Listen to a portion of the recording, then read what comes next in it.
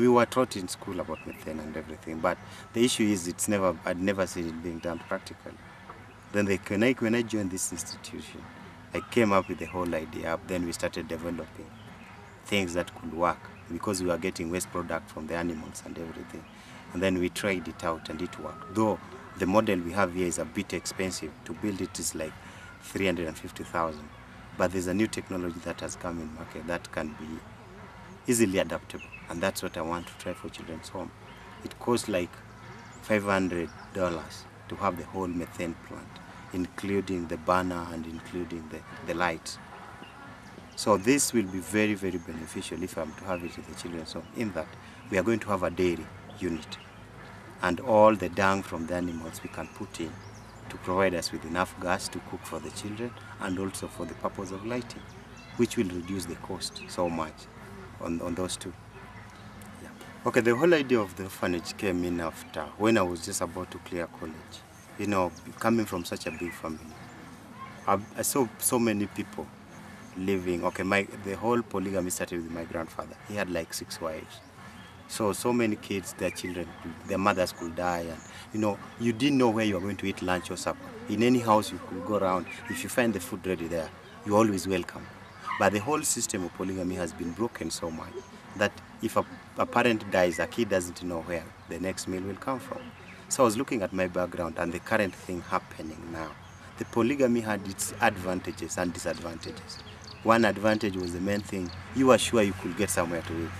The disadvantage is you had to fight for attention. So I started developing something that I was looking at it. If I can get to help 3 or 4 kids, what can I do to start what I'm doing? Then with small little loan there, with small little money there, I go to acquire a piece of land. And with this piece of land, the area where I want to have the home, I managed to fence it. And with few support and kindness of people, I'm moving step by step. I go to portion where the home is going to be. I go to portion where I consider one day being a cemetery, because we know in the end of life we'll have to die. So this area currently what we want to do is turn it into an orchard. I've grown the first maturing crop fruits in it, oranges, mangoes, avocados and macadamias, which at later will provide nutrition to the kids, and the excess we can sell to bring in money. So what we are doing is drilling a borehole. This borehole is going to be a big thing for us. With the support I got from Vonda, immediately finish it, we want to use it for irrigation. One, it will provide water for cooking for kids permanently and for washing for kids permanently. But the main thing where it will help us is for irrigating the horticulture plots that we are going to have. Growing our kales, carrots, onions and everything.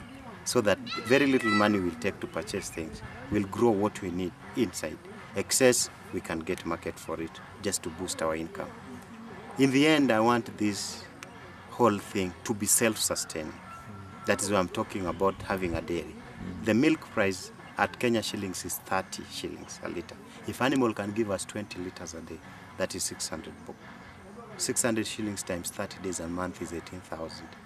That money will be enough to pay the staff working there. That money will be enough to feed the kids for the whole month. And if I have any excess, we will put it to the next project we need to go into, like the building.